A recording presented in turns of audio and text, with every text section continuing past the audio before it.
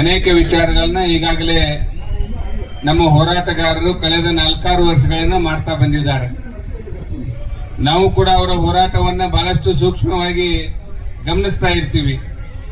ಉತ್ತರ ಕರ್ನಾಟಕ ಪ್ರತ್ಯೇಕ ಆಗಬೇಕು ಅಂತಕ್ಕಂಥ ಧ್ವನಿಯನ್ನ ಎತ್ತುವುದರಲ್ಲಿ ನಾವು ಇವತ್ತು ನೆನಪಿಸ್ಕೊಳ್ಬೇಕಾಗ್ತದ.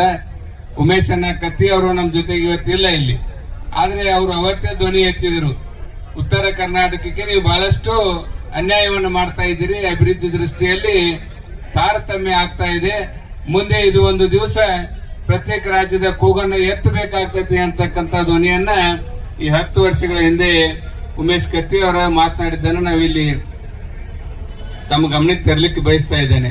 ಹಾಗೆ ಬಹಳಷ್ಟು ಹಿರಿಯರು ಇವತ್ತು ನಮ್ಮ ಹೋರಾಟ ಸಮಿತಿ ಅಧ್ಯಕ್ಷರು, ಕಾರ್ಯದರ್ಶಿಗಳು, ಪದಾಧಿಕಾರಿಗಳು ಬಹಳಷ್ಟು ಶ್ರಮ ವಹಿಸಿ ಪ್ರತ್ಯೇಕ ರಾಜ್ಯದ ಕೂಗನ್ನ ಇವತ್ತು ಸರ್ಕಾರ ಮಟ್ಟಕ್ಕೆ ತರಲಿಕ್ಕೆ ಬೆಂಗಳೂರಿನ ಫ್ರೀಡಂ ಪಾರ್ಕ್ಗೆ ಇವತ್ತು ಹೋರಾಟ ಬಂದು ತಲುಪಿದೆ.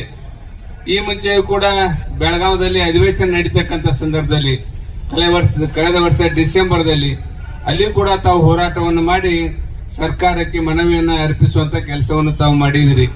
ಆ ಸಂದರ್ಭದಲ್ಲಿ ನಾಗೇಶ್ ಗೋಲ್ಶೆಟ್ಟಿ ಅವ್ರು ಬಹಳಷ್ಟು ಸಲ ಹೇಳ್ತಾ ಇದ್ರು, ಬಹಳಷ್ಟು ಮಾಹಿತಿಯನ್ನು ಕೂಡ ನನಗೆ ಕೊಟ್ಟರು. ಅವ್ರ ಮಾಹಿತಿಯನ್ನು ತೆಗೆದುಕೊಂಡು ನಾನು ಸದನದಲ್ಲಿ ಸುಮಾರು 1 ಗಂಟೆಗಳ ಕಾಲ ಉತ್ತರ ಕರ್ನಾಟಕದ ಮೇಲೆ ಆಗ್ತಕ್ಕಂಥ ತಾರತಮ್ಯ ಧೋರಣೆಯನ್ನ ಸರ್ಕಾರ ಗಮನ ಸೆಳೆತಕ್ಕಂಥ ಒಂದು ಪ್ರಾಮಾಣಿಕ ಪ್ರಯತ್ನವನ್ನು ನಾನು ಮಾಡಿದೆ. ತಮ್ಗೆಲ್ಲರಿಗೂ ಗೊತ್ತಿದೆ, ಅದರ ಒಂದು ಕಾಪಿ ಕೂಡ ನಾಗೇಶ್ ಅವ್ರ ಕಡೆ ನಾನು ಕೊಡ್ತೀನಿ. ಅವ್ರಿಗೂ ಕೂಡ ಗೊತ್ತಿದೆ, ನನಗಿಂತ ಹೆಚ್ಚು ಅವ್ರಿಗೆ ಮಾಹಿತಿ ಇದೆ. ಹಾಗೆ ಇವತ್ತು ನಮ್ಮೆಲ್ಲರದು ಕೂಡ ಆಶೆ ಇದೆ.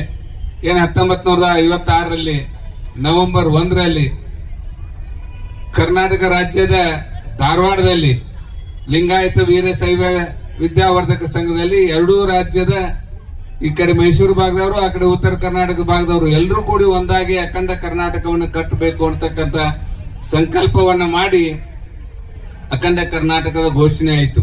ತಮ್ಮೆಲ್ಲರಿಗೂ ಗೊತ್ತಿರತಕ್ಕಂಥ ಇತಿಹಾಸ ಇದು.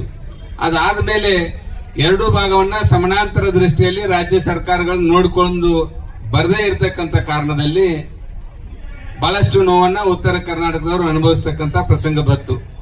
ಆರ್ಥಿಕವಾಗಿ ಬಹಳಷ್ಟು ಸಮೃದ್ಧಿಯನ್ನ, ಶೈಕ್ಷಣಿಕವಾಗಿ ಬಹಳಷ್ಟು ಸಮೃದ್ಧಿಯನ್ನ ದಕ್ಷಿಣ ಕರ್ನಾಟಕದವರು ಪಡೆದುಕೊಂಡ್ರು. ಮುಂಚೆಯೂ ಕೂಡ ಮೈಸೂರು ಮಹಾರಾಜರ ಒಂದು ಉತ್ತಮವಾಗಿರ್ತಕ್ಕಂಥ ಆಡಳಿತ ಶೈಲಿಯಲ್ಲಿ, ಅವರ ಅತ್ಯಂತ ಜನಪ್ರಿಯವಾಗಿರ್ತಕ್ಕಂಥ ಆಡಳಿತ ವೈಖರಿಯಲ್ಲಿ ಮೈಸೂರು ಭಾಗ ಸಹಜವಾಗಿ ಅಭಿವೃದ್ಧಿಯನ್ನು ಹೊಂದಿತ್ತು. ಹಾಗಾಗಿ ನಮ್ಮ ಹೈದರಾಬಾದ್ ಕರ್ನಾಟಕ, ಇವತ್ತಿನ ಕಿತ್ತೂರು ಕರ್ನಾಟಕ, ಮಧ್ಯ ಕರ್ನಾಟಕದಲ್ಲಿ ಆರ್ಥಿಕವಾಗಿ ನೀರಾವರಿ ಕೊರತೆ, ಉದ್ಯಮಿಗಳ ಕೊರತೆ, ಶೈಕ್ಷಣಿಕ ಸಂಸ್ಥೆಗಳ ಕೊರತೆಯಿಂದಾಗಿ ಹಿಂದುಳಿಲಿಕ್ಕೂ ಕೂಡ ಕಾರಣ ಆಗಿತ್ತು. ಸರ್ಕಾರ ಬಂದ ಮೇಲೆ ಇದೆಲ್ಲವನ್ನು ಕೂಡ ಸಮಾನಾಂತರ ದೃಷ್ಟಿಯಲ್ಲಿ ತೆಗೆದುಕೊಂಡು ಹೋಗುವುದರಲ್ಲಿ ಎಲ್ಲೇ ಅಡವಿದ್ದಾರೆ ಅಂತಕ್ಕಂಥ ಚಿಂತೆ ಇವತ್ತು ಉತ್ತರ ಕರ್ನಾಟಕದ ಜನತೆಗೆ ಇವತ್ತು ಎದ್ದು ಕಾಣ್ತಾ ಇದೆ.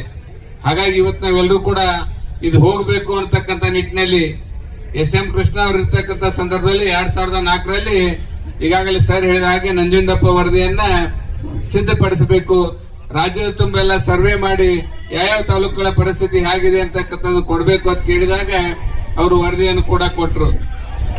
ಆ ವರದಿ ಮುಂದೆ ಇಂಪ್ಲಿಮೆಂಟ್ ಆಯ್ತಾ ಅಂತಕ್ಕಂಥ ಪ್ರಶ್ನೆ ಇವತ್ತು ನಮ್ಮೆಲ್ಲರಿಗೂ ಕೂಡ ಯಕ್ಷ ಪ್ರಶ್ನೆ ಆಗಿದೆ.